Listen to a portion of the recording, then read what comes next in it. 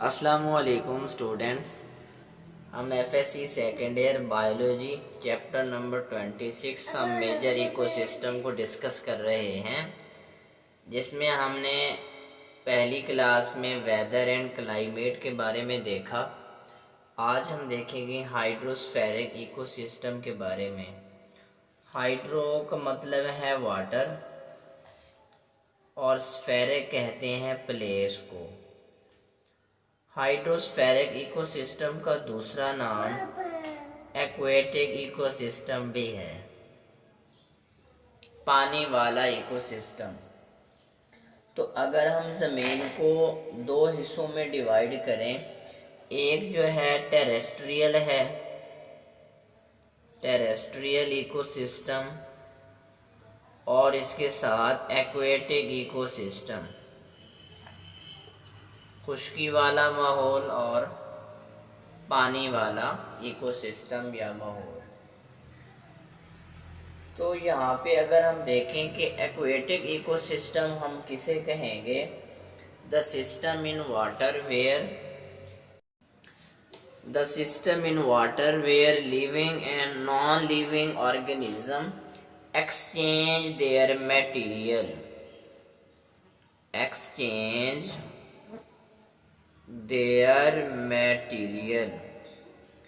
कैसा जो है यहाँ पे मटेरियल का एक्सचेंज है, तो यानी एनर्जी का एक्सचेंज है। तो यहाँ पर दो किस्म के वाटर हैं, एक जो है साल्टी वाटर है, साल्टी वाटर, और दूसरे नंबर पे फ्रेश वाटर है, फ्रेश वाटर। जो साल्टी वाटर है वो 71% है और जो फ्रेश वाटर है वो ओनली 1%, यानी 71% ज़मीन का हिस्सा समंदर के पानी ने कवर किया हुआ है। इसके बाद हम देखेंगे इसकी प्रॉपर्टीज़ कि हाइड्रोस्फेरिक इकोसिस्टम में कौन कौन सी प्रॉपर्टीज़ हैं, और प्रॉपर्टीज़ कहते किसे हैं, खसूसियात को। कि यहाँ पे जो इसकी प्रॉपर्टीज़ हैं, सबसे पहले यहाँ पे टेम्परेचर है कि टेम्परेचर की क्या प्रॉपर्टी होगी। तो अगर हम टेम्परेचर के बारे में देखें, टेम्परेचर हम बात कर रहे हैं एक्वेटिक इकोसिस्टम की, उसके लिहाज से हमने यहाँ पे टेम्परेचर को देखना है। अगर हम देखें कि पानी न जल्दी गर्म होता है न जल्दी ठंडा होता है। आम तौर पर जो पानी का टेम्परेचर है, यानी जो वाटर है, इसका जो टेम्परेचर है वो आम तौर पे मॉडरेट रहता है, न जल्दी गर्म होता है न जल्दी ठंडा होता है। तो मॉडरेट टेम्परेचर ऐसा टेम्परेचर है जो चेंज ना हो रहा हो, वो लाइफ को ज़्यादा सपोर्ट किया करता है, क्योंकि चेंजिंग जितनी ज़्यादा इन्वायरमेंट में आती जाएगी, बॉडी को उतना ही ज़्यादा प्रॉब्लम फेस करना पड़ेंगे। होम्योस्टेसिस हमारी बॉडी का है जो हमेशा चेंजिंग इन्वायरमेंट को रिस्पॉन्ड कर रहा होता है। अगर टेम्परेचर कांस्टेंट रहे, ना ज़्यादा कम हो ना ज़्यादा हो, तो पानी की ये सलाहियत है कि ये बहुत आहिस्ता अपने टेम्परेचर को बदलता है। Water changes slower then air, पानी में लाइफ बहुत ज़्यादा है। इसके बाद अगर हम इसकी सेकंड प्रॉपर्टी को देखें, तो उसमें जो है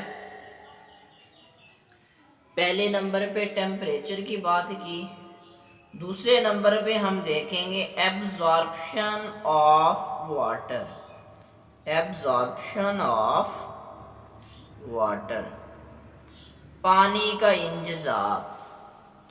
अगर हम इसको देखें कि पानी जो है ट्रांसपेरेंट है, ट्रांसपेरेंट जो है शफाफ को कहते हैं। पानी ट्रांसपेरेंट है लेकिन इसके अंदर ये सलाहियत है कि वो एनर्जी को ट्रैप कर सके और ये एनर्जी फिर लिविंग ऑर्गेनिज्म इस्तेमाल करते हैं और फिर मुख्तलिफ मेटाबॉलिक प्रोसेसेस को चला सकते हैं। जब पानी में से लाइट गुजरती है तो काफ़ी सारा लाइट एनर्जी का हिस्सा ये अब्जॉर्ब कर लेता है, यानी इकोसिस्टम में ये एनर्जी को कैप्चर कर सकता है।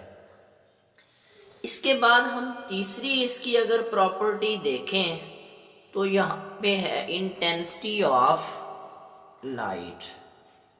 इंटेंसिटी शिद्दत को कहते हैं, इंटेंसिटी ऑफ लाइट, लाइट की शिद्दत, यानी जितनी ज़्यादा जो है डेप्थ होगी, गहराई में लाइट की शिद्दत कम होती चली जाएगी। तकरीबन कितनी है? 600 फीट। कितने फीट के बाद आमतौर पे लाइट की इंटेंसिटी ख़त्म हो जाती है? About 600 feet.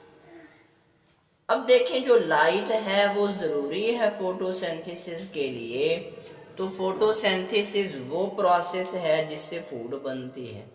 अगर फूड ना बने, क्योंकि फोटोसिंथेसिस के लिए लाइट ही नहीं मिल रही, तो उस फूड पर जो डिपेंडेंट लाइफ है वो ख़त्म हो जाएगी।